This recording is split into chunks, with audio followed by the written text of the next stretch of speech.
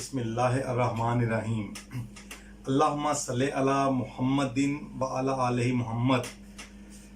रब्बाना आतिना फिद दुनिया हसनतन व फिल आखिराति हसनतन व क़िना अज़ाबुन्नार।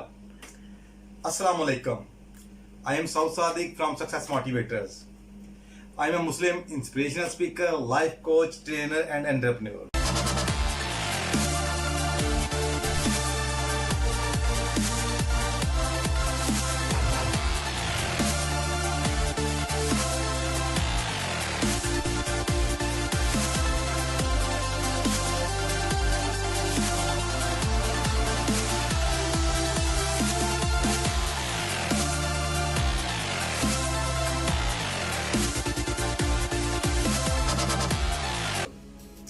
कैसे हैं आप लोग?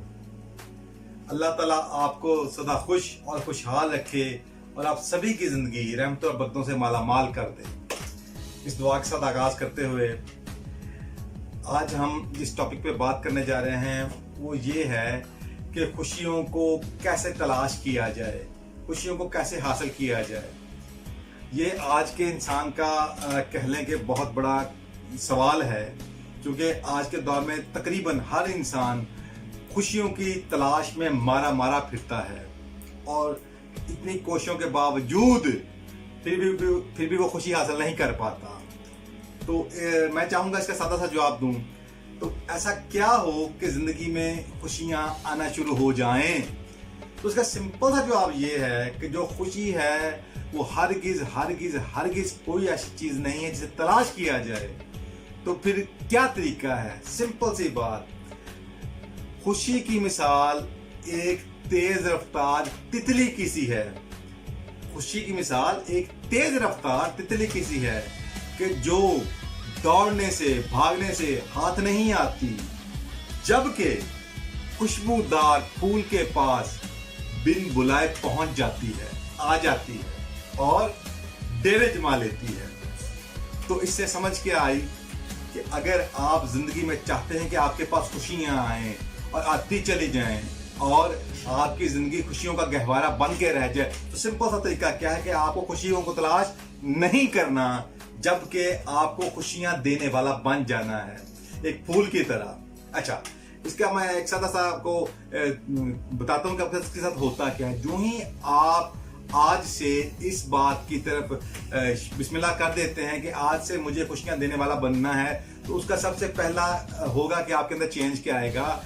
जहां आपका दिमाग इधर उधर की चीजों में भटकता था, अब वो सिर्फ एक चीज को तलाश शुरू कर देगा कि मैं ऐसा क्या करूं कि जिसके जरिए मेरे सामने वाला जो भी इंसान है उसके चेहरे पे मुस्कुराहट आ जाए। मैं ऐसा क्या कहूं, मैं ऐसा क्या करूं, मैं ऐसी कौन सी बात करूं, मैं उसकी ऐसी कौन सी खूबी जो कि सच हो बयान करूं कि उसके चेहरे पे मुस्कुराहट आ जाए, या ऐसी कौन सी बात जिंदगी का ऐसा कौन सा वाकया शेयर करूं कि उसके चेहरे पे मुस्कुराहट आ जाए। इसका मतलब ये हुआ कि जो ही आप इस तरह सोचना शुरू करते हैं तो फिर जो आपका माइंड है वो एक कह लें कि स्कैनर बन जाता है, हैप्पीनेस स्कैनर बन जाता है। वो हम वक्त स्कैन कर रहा होता है कि किस चीज में ऐसी बात हो कि जिसमें आगे वाले को खुशी मिले। तो इसका मतलब ये हुआ कि जो ही आप हैप्पीनेस स्कैनर बन जाते हैं, तो इसका मतलब ये हुआ कि जैसी चीज आप सोचते हैं वैसा ही सांस आपके अंदर फौरी उमड़ना शुरू हो जाता है। यानी कि जब आप ये सोचेंगे कि ऐसी कौन सी अच्छी बात हो कि जिसको जब मैं इसके सामने बयान करूं सामने वाले के, तो उसकी जिंदगी में एक अच्छा चेंज आए, खुशगवार चेंज आए, चेहरे पे बिलाकर मुस्कुराहट आ जाए। तो इसका मतलब जिंदगी में आप जो भी आपके पास नॉलेज है, इंफॉर्मेशन है, उसमें से वो चीज उठाएंगे जो खुशगवार होगी। तो जब आप खुशगवार को सोचना शुरू करेंगे और फिर वो खुशगवारी वाली सोच आपके माइंड में आएगी, तो पहला इंपैक्ट आपकी जात के ऊपर आएगा। क्या कि आपके जात एक हल्कापन फील होगा, खुशी का एहसास फील होगा, फरहत का एहसास होगा। फिर जब आप अच्छे तरीके में, ऑथेंटिक वे में उसको कम्युनिकेट करते हैं दूसरे वाले के सामने, तो होगा क्या, नेचुरली उसके अंदर भी एक अच्छा एहसास होगा और फिर चेहरे पर मुस्कुराहट आएगी। तो फिर रिटर्न में वो क्या करेगा, वो भी कुछ ऐसी बात करेगा या ऐसा कुछ कह लेंगे रिस्पॉन्ड करेगा कि जो मजीद खुशगवार होगा। तो इस तरह ये एक कह लें कि ये एक लूप चल पड़ेगा। जब आप अच्छी बात करेंगे, खुशगवार बात करेंगे, उसके अंदर खुशगवार एहसास है, वो भी उस तरह की बात करेगा, फिर आप तो एक लूप चल पड़ेगा खुशियों का, आसानियों का, ऐसी बात का कि जिसके जरिए आपके अंदर भी अच्छा एहसास उमड़े और उसके अंदर भी अच्छा एहसास उमड़े।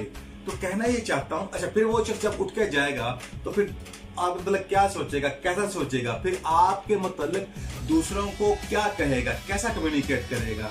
तो इसका मतलब ये हुआ कि जब आप दूसरों को खुशियां देने का सोचते हैं तो एक तो अल्लाह की बारगाह से फौरी इनाम आपकी ज़ात के ऊपर आता है, एक रूहानी आपको एक फ़र्क फील होती है।